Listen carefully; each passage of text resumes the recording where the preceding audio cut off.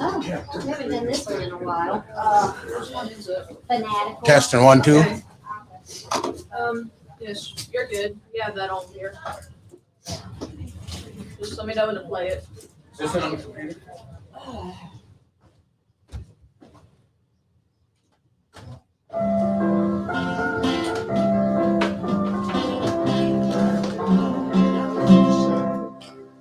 I say I'm fanatical, at least I'm trying to be. Trying to look like a man who lives. I'm years ago in the Middle East. I was born under this thing. But you see, I feel this way.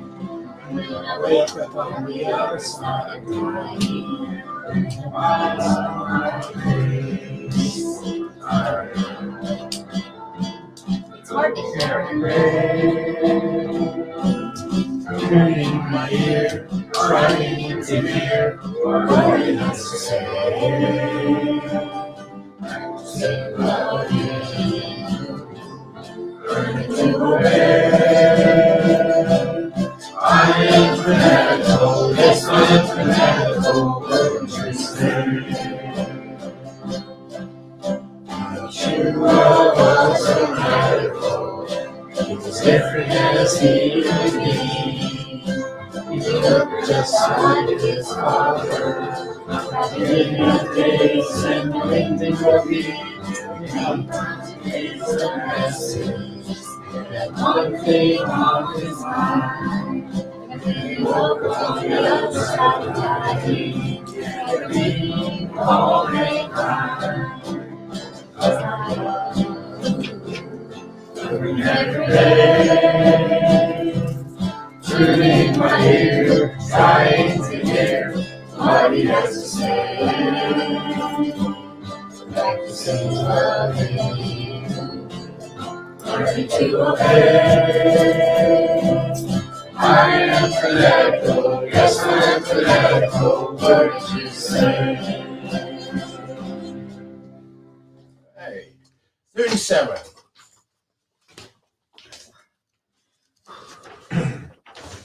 37.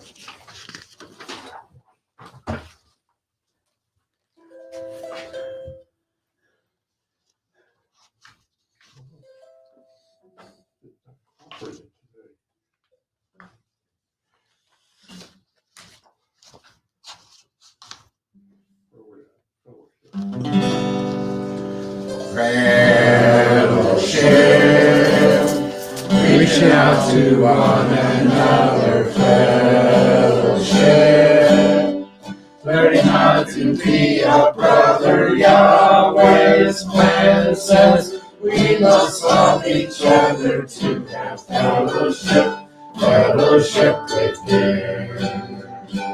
It's for tending the sheep, making up the ones who sleep, strengthening the weak along the way. An oasis for the soul, a shelter from the cold. Fire burns within our hearts for many days. Fellowship, reaching out to one another. Fellowship, learning how to be a brother. Yahweh's plan says we must love each other to have fellowship, fellowship with Him. It's not hard to respond to a knowledge to be warned, and hearts that pull us back from where we've been. Increase, sweet release, there's no counting the increase in love as joy that causes each of us to win. Fellowship, reaching out to one another. Fellowship, learning how to be a brother. Yahweh's plan says We must love each other to have fellowship with Him. Father Yahweh, thank you for allowing us to gather together in peace on your Sabbath. Father, we give you thanks for everything you've given us, the protection. Father, open our eyes that we may see your truth. Grant us the mind to understand and give us the strength to follow in your footsteps. We give you thanks and ask all of this in Yeshua's name, Baruch, Abba, B'Shem Yahweh. Blessed is he who comes in the name of Yahweh.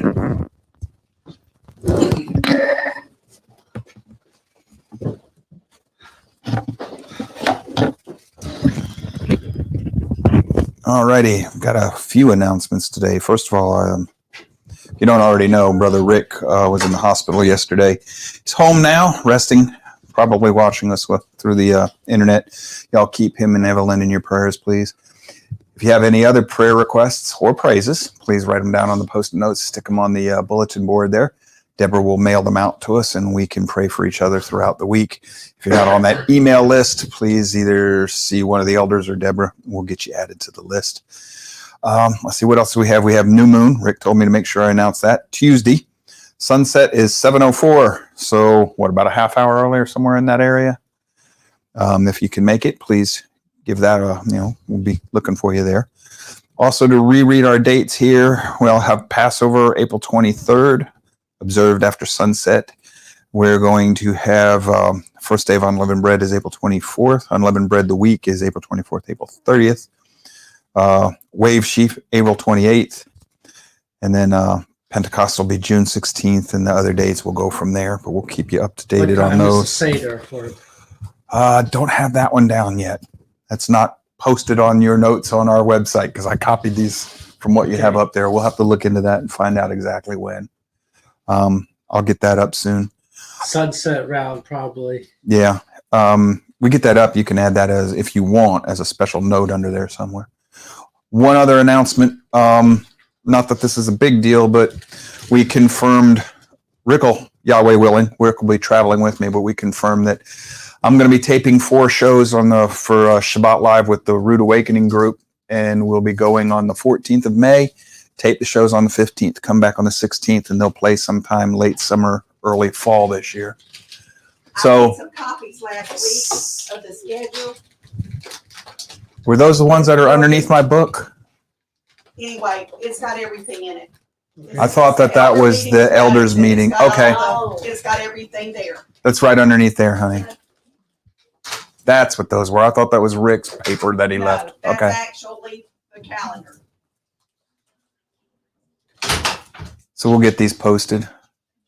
What time does it say that the Seder supper is on there? 7. Oh, wait. No, that's the wrong day. 6, 6 o'clock. I guess. Because it's the foot washing and stuff on the sunset the 22nd at 7. Mm-hmm.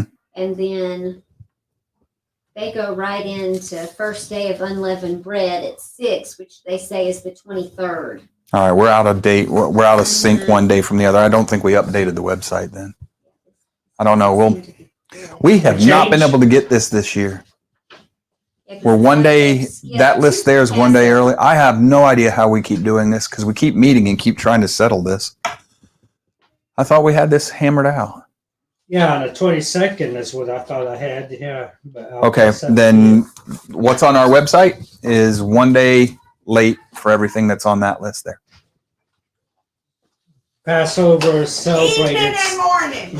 Yeah, evening, morning. Evening and We're not morning. thinking like Hebrews.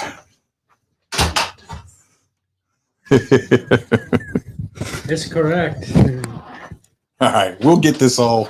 Got to start learning. You know what? That's part of what we're going to be doing in Sabbath study next week. Is we're going to be learning to think a little bit more like a Hebrew when it comes to our days and our calendar. All right, Kaylin, batter up. Yep, I'm awake now.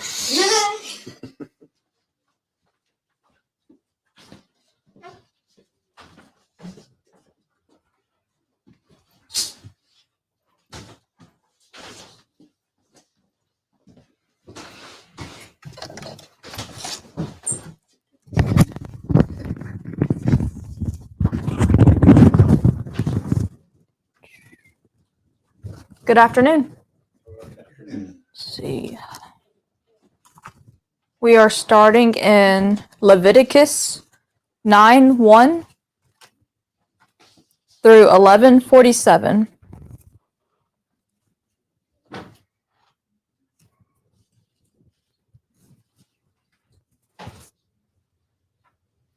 And it came to pass on the 8th day that Moses called Aaron and his sons and the elders of Israel. And he said to Aaron, take a calf of the herd for a sin offering, and a ram for a burnt offering without blemish, and offer them before Yahweh. And to the children of Israel you shall say, saying, take a he-goat for a sin offering, and a calf and a lamb, both a year old, without blemish, for a burnt offering, and an ox and a ram for peace offerings, to sacrifice before Yahweh, and a meal offering mingled with oil, for today Yahweh will appear to you. And they brought that which Moses commanded before the tent of meeting. And all the congregation drew near and stood before Yahweh. And Moses said, this is the thing which Yahweh commanded that you shall do, and the glory of Yahweh shall appear to you. And Moses said to Aaron, draw near to the altar, and offer your sin offering and your burnt offering, and make atonement for yourself and for the people, and offer the oblation of the people, and make atonement for them, as Yahweh commanded. So Aaron drew near to the altar, and killed the calf of the sin offering, which was for himself. And the sons of Aaron presented the blood to him, and he dipped his finger in the blood, and put it on the horns of the altar, and poured out the blood at the base of the altar. But the fat and the kidneys and the covering from the liver of the sin offering he burnt on the altar, as Yahweh commanded Moses. And the flesh and the skin he burnt with fire outside the camp. And he killed the burnt offering, and Aaron's sons delivered the blood to him, and he sprinkled it around on the altar. And they delivered the burnt offering to him, piece by piece, and the head, and he burnt them on the altar. And he washed the inner parts and the legs, and burnt them upon the burnt offering on the altar. And he presented the people's oblation, and took the goat of the sin offering, which was for the people, and killed it, and offered it for sin as the first. And he presented the burnt offering, and offered it according to the ordinance. And he presented the meal offering, and filled his hand from it, and burnt it on the altar, besides the burnt offering of the morning. He also killed the ox and the ram, the sacrifice of peace offerings, which was for the people. And Aaron's sons delivered the blood to him, which he sprinkled around on the altar, and the fat tail, and that which covers the inner parts, and the kidneys, and the covering of the liver. And they put the fat on the breasts, and he burnt the fat on the altar. And the breasts and the right thigh Aaron waved for a wave offering before Yahweh, as Moses commanded. And Aaron lifted up his hands toward the people, and blessed them. And he came down from offering the sin offering, and the burnt offering, and the peace offerings. And Moses and Aaron went into the tent of meeting, and came out, and blessed the people. And the glory of Yahweh appeared to all the people. And there came forth fire from before Yahweh, and consumed upon the altar the burnt offering and the fat. And when all the people saw it, they shouted, and fell on their faces. And Nadab and Abihu, the sons of Aaron, took each his censer, and put fire in it, and laid incense on it, and offered strange fire before Yahweh, which he had not commanded them. And there came forth fire from before Yahweh, and devoured them, and they died before Yahweh. Then Moses said to Aaron, this is it that Yahweh spoke, saying, I will be sanctified in them that come near me, and before all the people I will be glorified. And Aaron held his peace.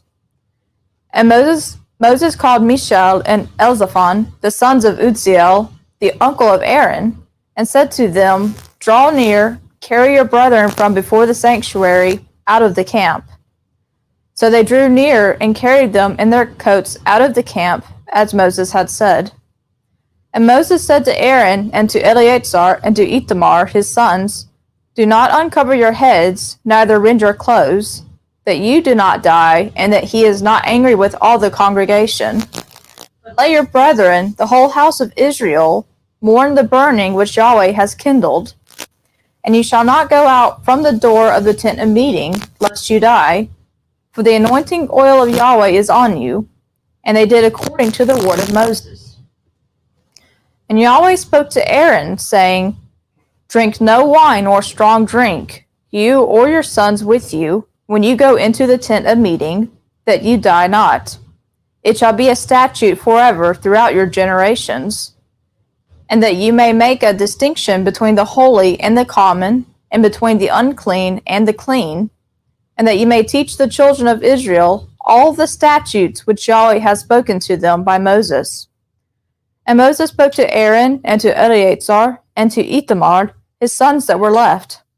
Take the meal offering that remains of the offerings of Yahweh made by fire, and eat it without leaven beside the altar, for it is most holy. And you shall eat it in a holy place, because it is your portion, and your son's portion, of the offerings of Yahweh made by fire, for so I am commanded. And the wave breast and the heave thigh you shall eat in a clean place, you and your sons and your daughters with you, for they are given as your portion and your son's portion, out of the sacrifices of the peace offerings of the children of Israel. The heave thigh and the wave breast shall they bring with the offerings made by fire of the fat, to wave it for a wave offering before Yahweh. And it shall be yours and your sons with you, as a portion forever, as Yahweh has commanded. And Moses diligently sought the goat of the sin offering, and behold, it was burnt. And he was angry with Eleazar and with Ithamar, the sons of Aaron that were left, saying, Why have ye not eaten the sin offering in the place of the sanctuary, seeing it is most holy, and he has given it to you to bear the iniquity of the congregation, to make atonement for them before Yahweh? Behold, the blood of it was not brought into the sanctuary inside. You should certainly have eaten it in the sanctuary, as I commanded. And Aaron spoke to Moses, Behold, this day have they offered their sin offering and their burnt offering before Yahweh. And these has happened to me such things as these. And if I had eaten the sin offering today, would it have been well-pleasing in the sight of Yahweh? And when Moses heard that, it was well-pleasing in his sight. And Yahweh spoke to Moses and to Aaron, saying to them, Speak to the children of Israel, saying, These are the living things which you may eat among all the beasts that are on the earth. Whatever has a split hoof completely divided, and chews the cud, among the beasts, that may you eat. Nevertheless, these you shall not eat of them that chew the cud, or of them that have a split hoof. The camel, because it chews the cud, but does not have a split hoof, it is unclean to you. And the coney, because it chews the cud, but does not have a split hoof, it is unclean to you. And the hare, because it chews the cud, but does not have a split hoof, it is unclean to you. And the swine, because it has a split hoof completely divided, but chews not the cud, it is unclean to you. Of their flesh you shall not eat, and their carcasses you shall not touch. They are unclean to you. These may you eat of all that are in the waters, whatever has fins and scales in the waters, in the seas, and in the rivers, that you may eat. And all that have not fins and scales in the seas and in the rivers, of all that move in the waters, and of all the living creatures that are in the waters, they are an abomination to you, and they shall be an abomination to you. You shall not eat of their flesh, and their carcasses you shall have in abomination. Whatever has no fins nor scales in the waters, that is an abomination to you. And these you shall have an abomination among the birds. They shall not be eaten, they are an abomination. The eagle, and the gier eagle, and the black vulture, and the kite, and the falcon after its kind, every raven after its kind, and the ostrich, and the nighthawk, and the seamew, and the hawk after its kind, and the little owl, and the cormorant, and the great owl, and the horned owl, and the pelican, and the vulture, and the stork, the heron after its kind, and the hoopoe, and the bat. All winged creeping things that go upon all fours are an abomination to you. Yet these may you eat of all winged creeping things that go on all fours, which have legs above their feet, with which to leap upon the earth. Even these of them you may eat. The locust after its kind, the bald locust after its kind, the cricket after its kind, and the grasshopper after its kind. But all winged creeping things which have 4 feet are an abomination to you. And by these ye shall become unclean. Whoever touches the carcass of them shall be unclean until the evening. And whoever bears anything of the carcass of them shall wash his clothes and be unclean until the evening. Every beast that has a split hoof not completely divided, or does not chew the cud, is unclean to you. Every one that touches them shall be unclean. And whatever goes upon its paws, among all beasts that go on all fours, they are unclean to you. Whoever touches their carcass shall be unclean until the evening. And he that bears a carcass of them shall wash his clothes, and be unclean until the evening. They are unclean to you. And these are they which are unclean to you among the creeping things that creep on the earth: the weasel, and the mouse, and the great lizard after its kind, and the gecko, and the land crocodile, and the lizard, and the sand lizard, and the chameleon. These are they which are unclean to you among all that creep. Whoever touches them when they are dead shall be unclean until the evening. And on whatever any of them when they are dead falls, it shall be unclean, whether it is any vessel of wood, or raiment, or skin, or sack, whatever vessel it is, with which any work is done, it must be put into water, and it shall be unclean until the evening. Then it shall be clean. Then shall it be clean. And every earthen vessel into which any of them falls, whatever is in it shall be unclean, and you shall break it. All food in it which may be eaten, that on which water comes, shall be unclean.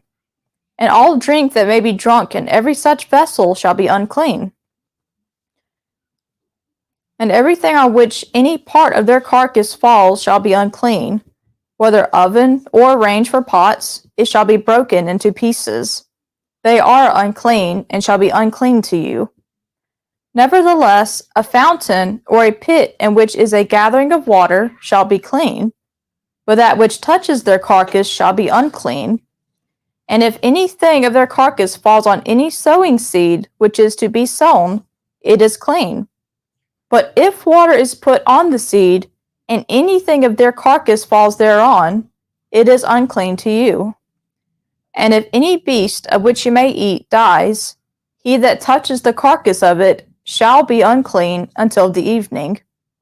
And he that eats of the carcass of it shall wash his clothes, and be unclean until the evening. Also he that bears the carcass of it shall wash his clothes, and be unclean until the evening. And every creeping thing that creeps upon the earth is an abomination. It shall not be eaten. Whatever goes upon the belly, and whatever goes upon all fours, or whatever has many feet, even all creeping things that creep on the earth, them ye shall not eat, for they are an abomination. Ye shall not make yourselves abominable with any creeping thing that creeps, neither shall ye make yourself unclean with them, that you should be defiled by it. For I am Yahweh your Elohim. Sanctify yourselves therefore, and be holy, for I am holy. Neither shall you defile yourselves with any manner of creeping thing that moves upon the earth. For I am Yahweh that brought you up out of the land of Egypt, to be your Elohim. You shall therefore be holy, for I am holy. This is the law of the beast, and of the bird, and of every living creature that moves in the waters, and of every creature that creeps upon the earth, to make a distinction between the unclean and the clean, and between the living thing that may be eaten, and the living thing that may not be eaten. Let's see. Next, we are in 2 Samuel 6:1 to 7:17.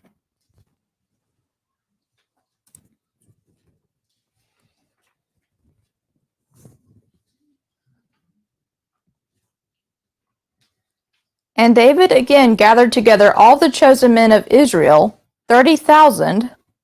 And David arose and went with all the people that were with him from Baal-Yehudah to bring up from there the ark of Elohim, which is called by the name, even the name of Yahweh of hosts, that sits above the cherubim. And they set the ark of Elohim upon a new cart, and brought it out of the house of Abinadab that was in the hill. And Uzzah and Ahio, the sons of Abinadab, drove the new cart. And they brought it out of the house of Abinadab, which was in the hill, with the ark of Elohim. And Ahio went before the ark. And David and all the house of Israel played before Yahweh with all manner of instruments made of fir wood, with harps, with psalteries, with timbrels, with castanets, and cymbals. And when they came to the threshing floor of Nachon, Uzzah put forth his hand to the ark of Elohim, and took hold of it, for the oxen stumbled. And the anger of Yahweh was kindled against Uzzah, and Elohim struck him down there for his error, and there he died by the ark of Elohim. And David was displeased, because Yahweh had broken forth upon Uzzah, and he called that place Peretz Uzzah to this day. And David was afraid of Yahweh that day, and he said, How shall the ark of Yahweh come to me? So David would not remove the ark of Yahweh unto him in the city of David, but David carried it aside into the house of Obed-Edom the Gittite. And the ark of Yahweh remained in the house of Obed-Edom the Gittite 3 months. And Yahweh blessed Obed-Edom and all his house. And it was told to King David, saying, Yahweh has blessed the house of Obed-Edom and all that pertains to him, because of the ark of Elohim. And David went and brought up the ark of Elohim from the house of Obed-Edom into the city of David with joy. And it was so that when they that bore the ark of Yahweh had gone 6 paces, he sacrificed an ox and a fatling. And David danced before Yahweh with all his might. And David was clothed with a linen ephod. So David and all the house of Israel brought up the ark of Yahweh with shouting, and with the sound of the trumpet. And it was so, as the ark of Yahweh came into the city of David, that Michal, the daughter of Saul, looked out at the window, and saw King David leaping and dancing before Yahweh, and she despised him in her heart. And they brought in the ark of Yahweh, and set it in its place, in the middle of the tent that David had pitched for it. And David offered burnt offerings and peace offerings before Yahweh. And when David had made an end of offering the burnt offering and the peace offerings, he blessed the people in the name of Yahweh of hosts. And he dealt among all the people, even among the whole multitude of Israel, both to men and women, to each one a cake of bread, and a portion of flesh, and a cake of raisins. So all the people departed, each one to his house. Then David returned to bless his household, and Michal, the daughter of Saul, came out to greet David and said, How glorious was the king of Israel today, who uncovered himself today in the eyes of the handmaids of his servants, as one of the vain fellows shamelessly uncovers himself. And David said to Michal, It was before Yahweh, who chose me above your father and above all his house, to appoint me prince over the people of Yahweh, over Israel. Therefore will I play before Yahweh, and I will be yet more vile than this, and will be base in my own sight. But of the handmaids of whom you have spoken, all of them shall I be had in honor. And Michal, the daughter of Saul, had no child to the day of her death. And it came to pass, when the king dwelt in his house, and Yahweh had given him rest from all his enemies all around, that the king said to Nathan the prophet, See now, I dwell in a house of cedar, but the ark of Elohim dwells within curtains. And Nathan said to the king, Go, do all that is in your heart, for Yahweh is with you. And it came to pass the same night that the word of Yahweh came to Nathan, saying, Go and tell my servant David, In this manner says Yahweh, Shall you build me a house for to dwell in? For I have not dwelt in a house since the day that I brought up the children of Israel out of Egypt, even to this day, but have walked in a tent and in a tabernacle. In all places in which I have walked with all the children of Israel, did I speak a word with any of the tribes of Israel, whom I commanded to be shepherd of my people Israel, saying, Why have ye not built me a house of cedar? Now therefore thus shall ye say to my servant David, In this manner says Yahweh of hosts, I took you from the sheepfold, from following the sheep, that you should be prince over my people, over Israel. And I have been with you wherever you sent, and have cut off all your enemies from before you, and I will make you a great name, like the name of the great ones that are in the earth. And I will appoint a place for my people Israel, and will plant them, that they may dwell in their own place, and be moved no more.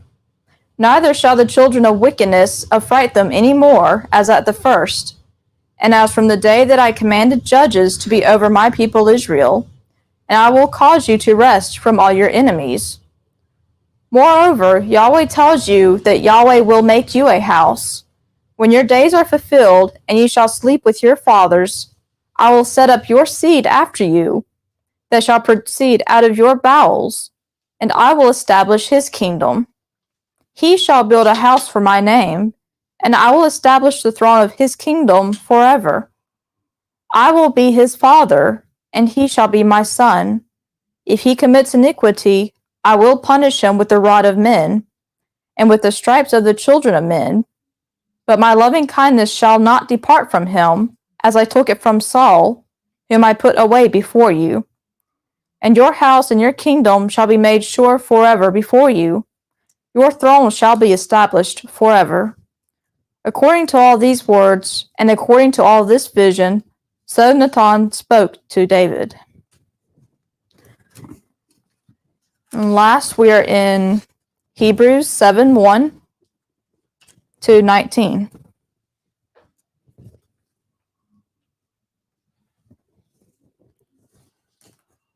For this Melchizedek, king of Salem, priest of El Most High, who met Abraham returning from the slaughter of the kings and blessed him, to whom also Abraham divided a tenth part of all, being first, by interpretation, king of righteousness, and then also king of Salem, which is king of peace, without father, without mother, without genealogy, having neither beginning of days nor end of life, but made like the Son of Yahweh, remains a priest continually.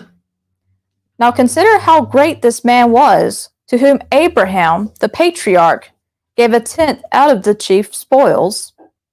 And they indeed of the sons of Levi that receive the priest's office have commandment to take tithes of the people according to the law, that is, of their brethren, though these have come out of the loins of Abraham.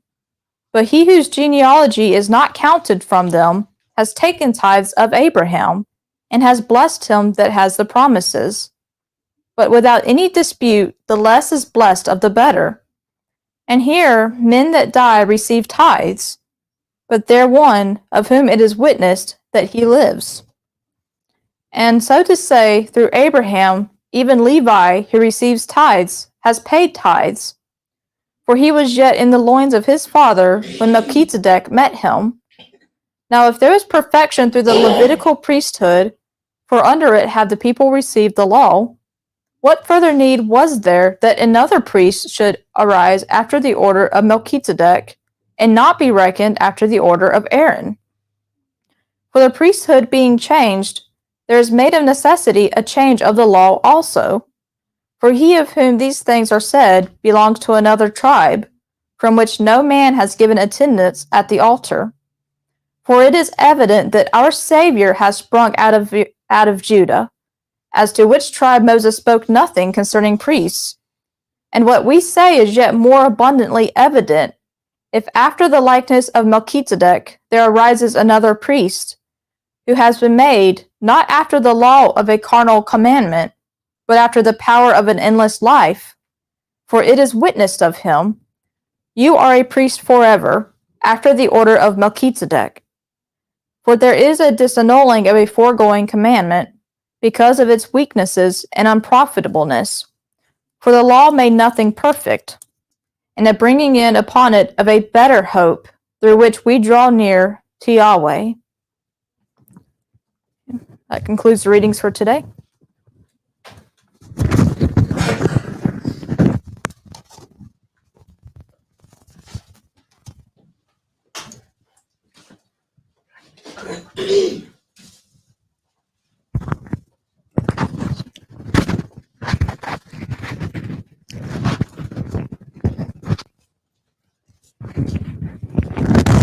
I think most of you probably know at least the first and last verses of this song. So we don't have handouts for you. But Amazing Grace.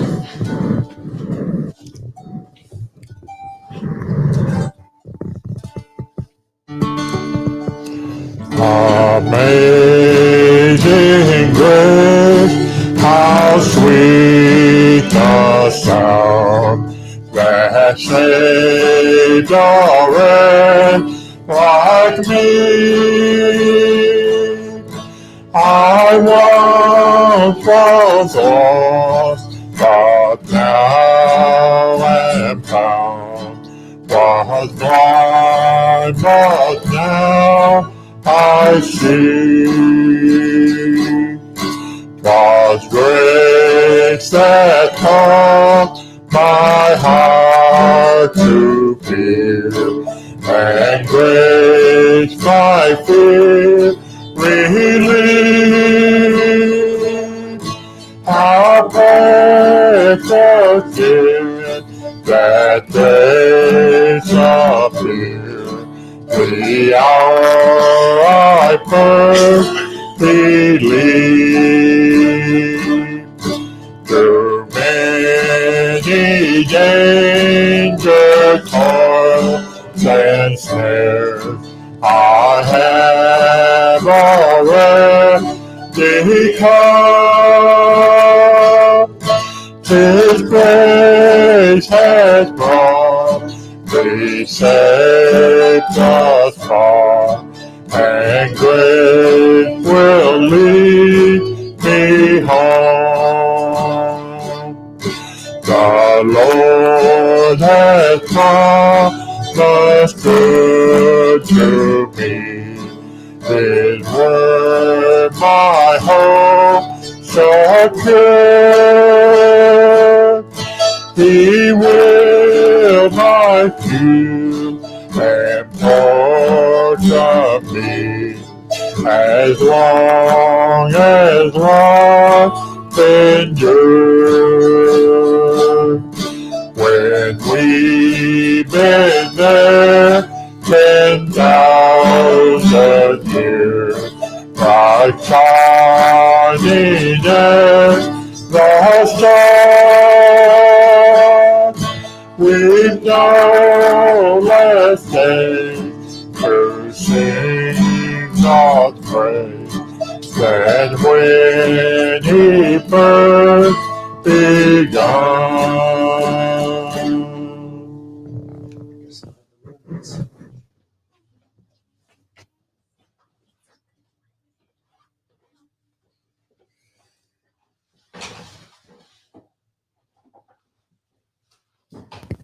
Be on 2, Caitlin. Have to learn that song, Brother William? Might want to look into the history behind that song as well. That man wrote that song after seeing, if I'm remembering correctly, slaves tossed overboard on a slave ship. And then when he got back home, it affected him so much. He was not a Christian before that. He became a believer because of that, if I remember the story correctly. Rick asked me to stand in for him today. And I was asking Yahweh last night, help me find a message. So I was done with the Sabbath study. No message. And I was asking him this morning, help me find a message. Nothing. Nothing came. And I was thinking about a conversation I had earlier this week with a brother in St. Louis. He was fired from his position as pastor in his church because he was teaching the Gospel of John, honestly. And his congregation didn't like what John has to tell us. I've seen some of his sermons. He's speaking the word of Yahweh. So they didn't want him. And he's grieved because he realizes that a great many of the people that he's been attending service with for decades don't seem to be part of Yahweh's people. And he's coming to realize something that I had to fight with for a long time. I fought this battle about a decade ago. He's coming to realize that the majority of those who call themselves by Yahweh in Yeshua's name aren't going to make the kingdom.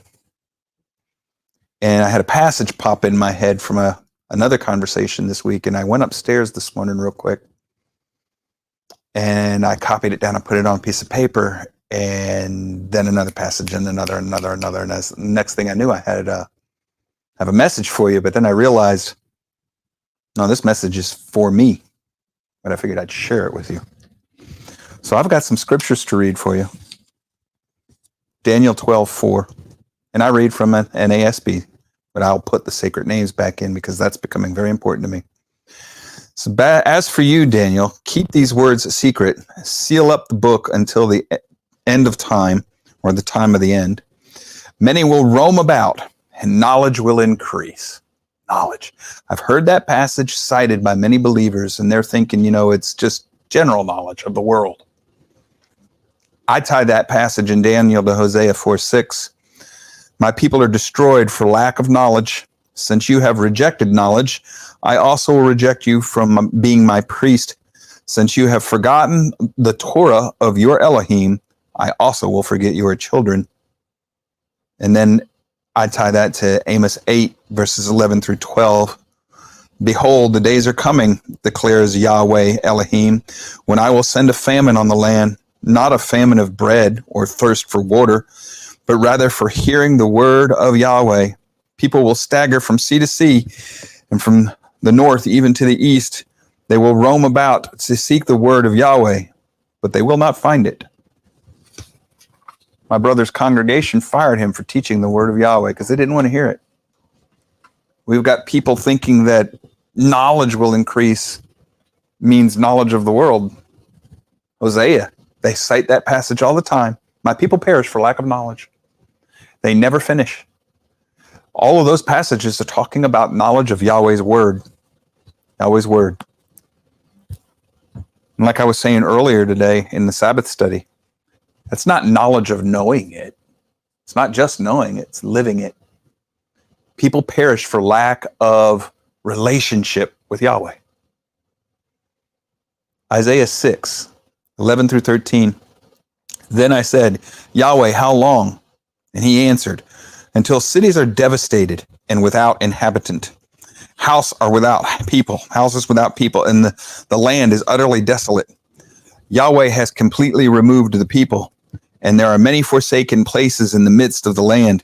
Yet there will be a 10th portion in it, and it will again be subject to burning, like a terebinth or an oak, whose stump remains when it is cut down. The holy seed is its stump. 1/10 part. How much was the tithe to the temple? 1/10 part. Okay. Zechariah 13, 7 through 9. Awake, sword, against my shepherd, and against the man, my associate, declares Yahweh of armies. Strike the shepherd, and the sheep will be scattered. Yeshua quoted that. And I will turn my hand against the little ones, and I will come about in all the land, declares Yahweh. That 2 parts in it will be cut off and perish, but the third will be left in it. And I will bring the 3rd part through the fire, refine them as silver is refined, and test them as gold is tested. They will call on my name, and I will answer them. I will say, they are my people, and they will say, Yahweh is my Elohim. 3rd part there. Matthew 7, 13 through 14. The narrow and the wide gate. Enter through the narrow gate, for the gate is wide and the way is broad that leads to destruction, and there are many who enter through it. For the gate is narrow and the way is constricted that leads to life, and there are few who find it. Matthew also warns us in the same chapter, starting in verse 20. Yeshua speaking through Matthew. So then, you will know them by their fruits. Not everyone who says to me, Lord, Lord, and in this case, this is leader, because we're talking with the Greek. Not everyone who says, Lord, Lord, will enter the kingdom of Yahweh, but the one who does the will of my Father who is in heaven will enter. Does the will. Many will say to me on that day, Lord, Lord, did we not prophesy in your name, and in your name cast out demons, and in your name perform many miracles? And then I will declare to them, I never knew you. Leave me, you who practice lawlessness. There's that new again. Generation that knew not Yahweh. Generation that does not know Yahweh's word.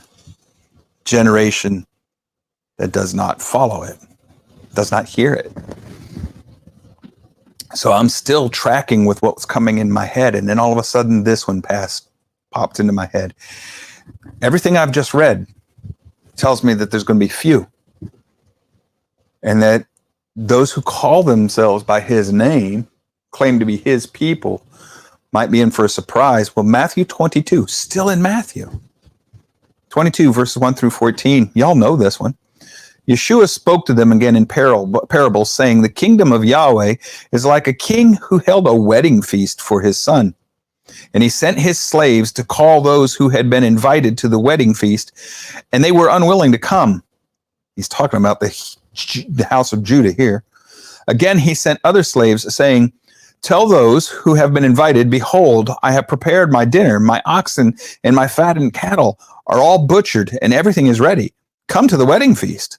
But they paid no attention and went their separate ways, one to his own farm and another to his own business. And then the rest seized his slaves and treated them abusively and then killed them. Now the king was angry, and he sent his armies and destroyed those murderers and set their city on fire. Then he said to the slaves, the wedding feast is ready, but those who were invited were not worthy. So go to the main roads and invite whomever you find there to the wedding feast. Those slaves went out into the streets and gathered together all whom they found, both bad and good, and the wedding hall was filled with dinner guests. In other words, those who are not Hebrews. It says, but when the king came in to look over the dinner guests, he saw a man there who was not dressed in wedding clothes. And he said to him, friend, how did you get in here without your wedding clothes? And the man was speechless. Then the king said to the servant, tie his hands and his feet and throw him into the outer darkness. There will be weeping and gnashing of teeth in that place. For many are called, but few are chosen. Now it goes on to say that the Pharisees heard this and they got angry. Y'all know why? Y'all understand the parable? Yeshua is saying, Yahweh came to his own people, said, come to the wedding. His own people did not want to come. They had other things to do. So Yahweh goes out into the world and he tells the Gentiles, okay, you come to the wedding. Well, they came, good and bad. Didn't matter whether you were sinful or sinless. If you were in the house covered by the blood of the Lamb, he passed over you. But then he finds this one person in the wedding feast who's not wearing his wedding clothes, his party clothes. Garments not washed white. He's not covered by the blood of the Lamb. He's forced himself. Violent men forced themselves into the kingdom of Yahweh. Y'all remember those passages? He gets thrown out.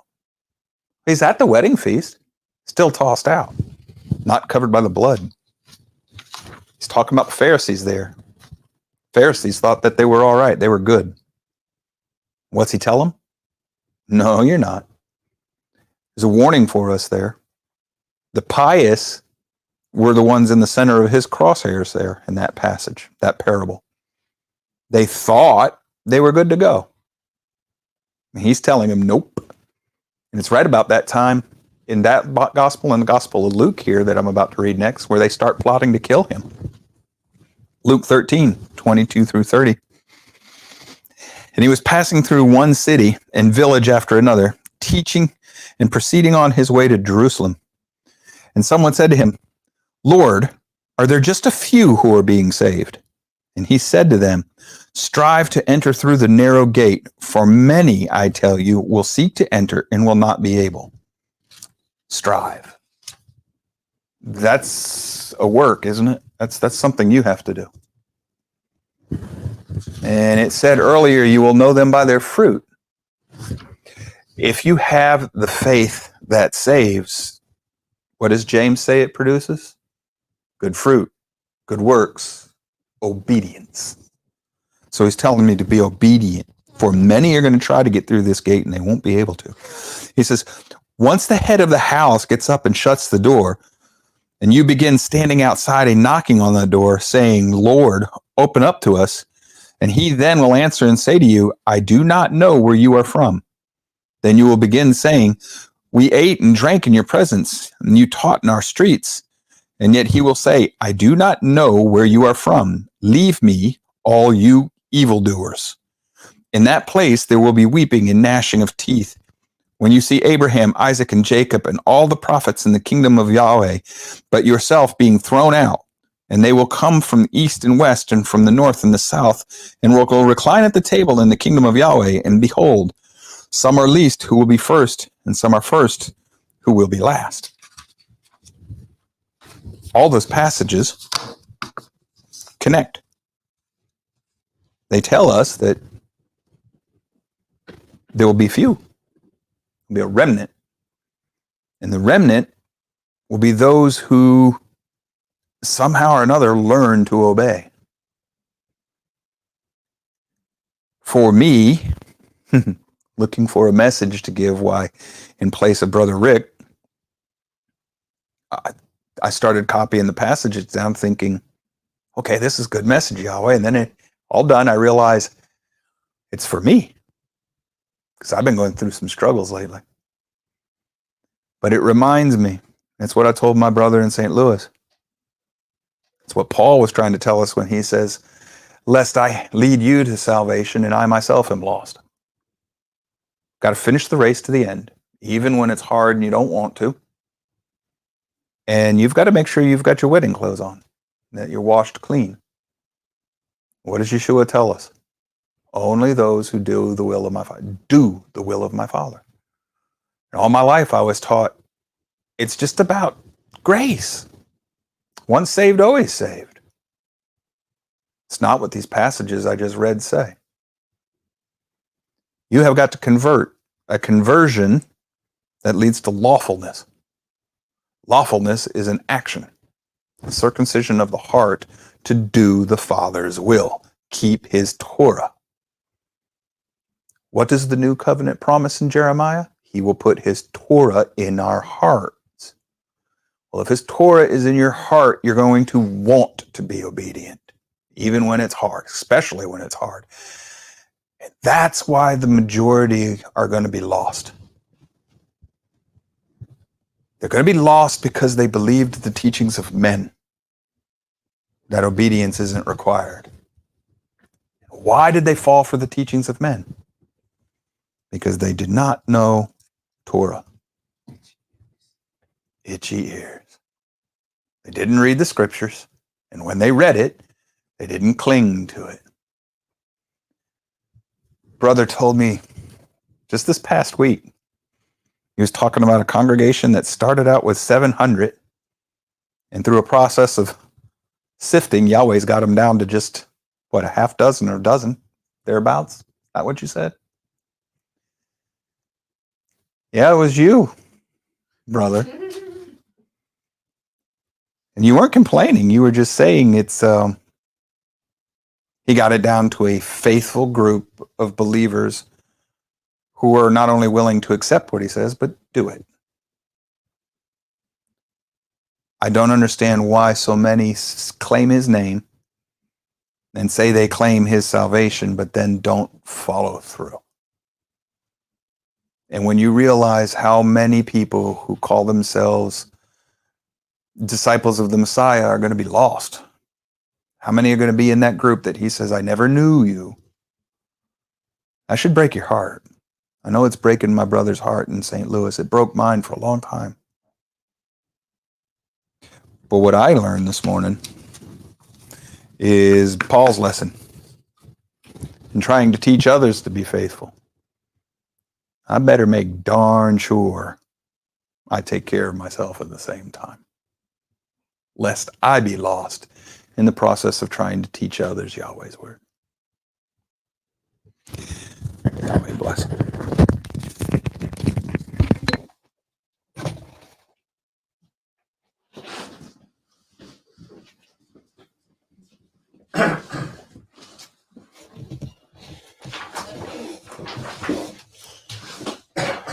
Page 6.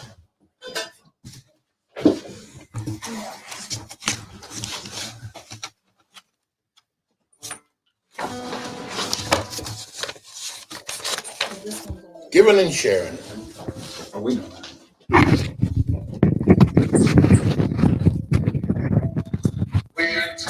To communicate, commanded to congregate, to join forces and even more so as we communicate. We need the closeness of family ties, washing off the word to make us wise. Then we'll put a big hug on both sides. Yes, you got a friend. It's about giving and sharing, loving and caring, lifting a heavy load, loving an uphill road, causing a bitter cup of strife to be turned into a river of life. The power of Yahweh using His love to work a miracle. Oh, time goes by so fast.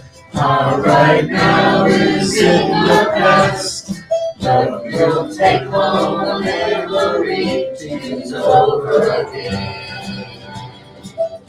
I'll hold you right here close to my heart. Pray for you while we're apart. To this place those fiery darts. Yes, you found a friend. It's about giving and sharing, loving and caring, lifting a heavy load, leveling an uphill road, causing a bitter cup of strife to be turned into a river of life. The power of Yahweh using His love to work a miracle. At last comes the day we follow the narrow way. Brothers and sisters, everyone, gather around the throne. Learning together, oh, listen to the sing, melting into one, exalting our King. Can't you feel the joy as the praises ring? We finally made it home. It's about giving and sharing, loving and caring, lifting a heavy load, leveling an uphill road, causing a bitter cup of strife to be turned into a river of life. The power of Yahweh using His love to work a miracle.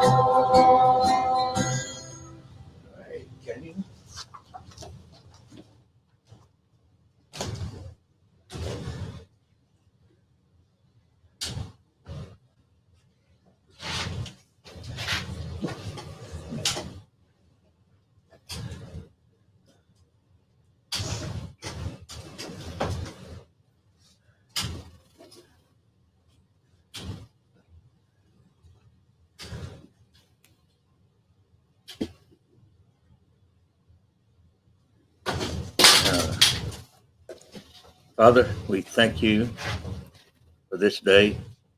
We thank you for the blessing of this day. We thank you for the message that you have imparted to us. We ask you to anoint each one that we receive this message, that it would strengthen us for your service, Father, we thank you for the food that we're about to receive today, for the nourishment of our bodies, that will strengthen us for your service. All this we ask in Yeshua's name. So be it. Baruch haba b'shem Yahweh. Blessed is he who comes in the name of Yahweh. Hallelujah.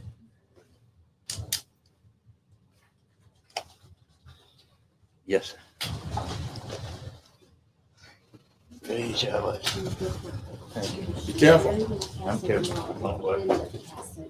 I can't afford to fall. It's not the fall, it's not the stop.